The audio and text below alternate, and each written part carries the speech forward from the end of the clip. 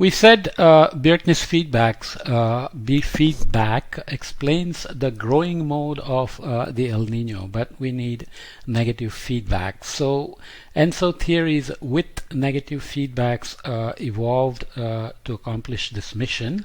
The first ones proposed were called a delayed oscillator by Schoff and Suarez and Battisti and Hurst.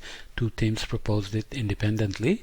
Basically, they argue that the temperature change at El Nino timescale has a positive feedback term and a negative feedback term with a time delay with a dissipation term. So basically, if you set this to 0, you have the Bjerknes feedback.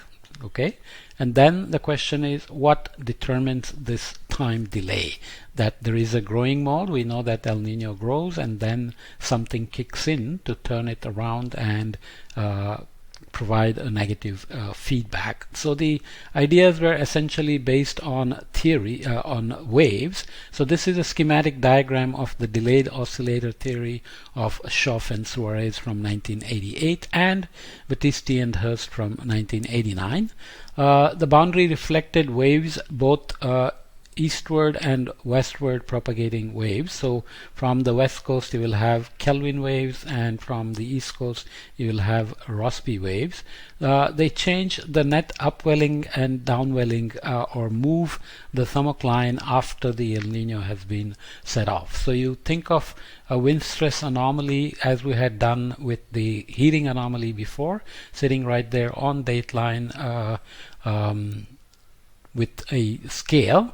And then that, as we saw before, forgetting about all the basic states and the stretching and so on, after the forcing is imposed with some time scale and amplitude as we have done before, the initial response is to set off a fast Kelvin wave and a Rossby wave that's going westward. So since this is a westerly wind burst, you are going to have a downwelling Kelvin wave, and you have an upwelling Rossby wave. So this is going eastward. Downwelling means it is going to basically push the thermocline down and create surface convergence as it goes eastward, damping the basic state upwelling, whereas this one is upwelling, means it is lifting the thermocline to the west. So it's shallowing the thermocline to the west, deepening it to the east, and over 25 days, 50 days, you can see the wave. This is much faster,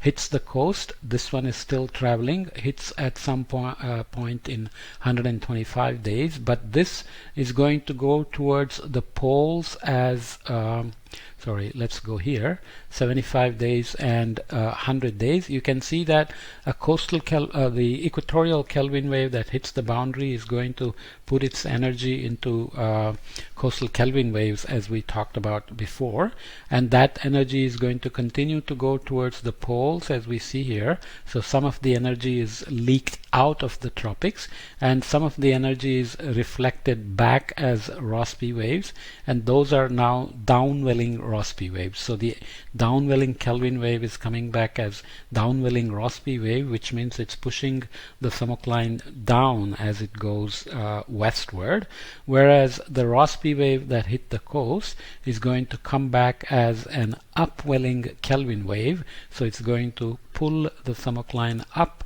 as it comes eastward. So you had the El Nino Bjerknes feedback, which basically flattened the thermocline, created a positive thermocline anomaly in the east and a negative thermocline anomaly in the west. So you need a wave that's going to start lifting the thermocline in the east after the downwelling Kelvin wave has pushed it down, and that is accomplished by this downwelling Rossby wave that's going westward. So it is deepening the thermocline westward, means relatively you can see that it's lifting the thermocline up here, and the thermocline that was raised in the west needs to be pushed down, which is going to happen with the Rossby wave, upwelling Rossby wave that lifted it up, and then you're going to have a upwelling Kelvin wave which only can go along the equator because it needs the dynamic boundary of the equator to build the pressure gradient. It cannot travel off the equator. So Rossby wave has off-equatorial structure. Kelvin wave has the symmetric equatorial structure. This much we have to remember. And so that's how the negative feedbacks are accomplished. In general, the Kelvin wave going eastward travels at 2 to 3 meter per second, depends on the vertical structure, and the westward propagating Rossby wave propagates at about half meter per second to about 0.8, less than 1 meter per second. So from here it'll take about 3 months. From here it'll take almost 9 months to get across. So together the 3-month time scale here and the 3-month plus whatever time it takes this way and whatever time it takes that way, you can still get, with appropriate parameters in this equation, the El Nino time scale. And the way it is typically done in real El Ninos, Mike McFadden, for example, has lots of papers based on satellite data for sea level height, which can easily allow you to track Kelvin waves and Rossby waves in most cases. And he always shows that most of the El Ninos are associated with this delayed oscillator because you clearly see the Kelvin wave and the Rossby wave.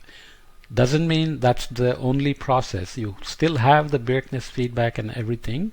So the advective processes and the wave processes are working together.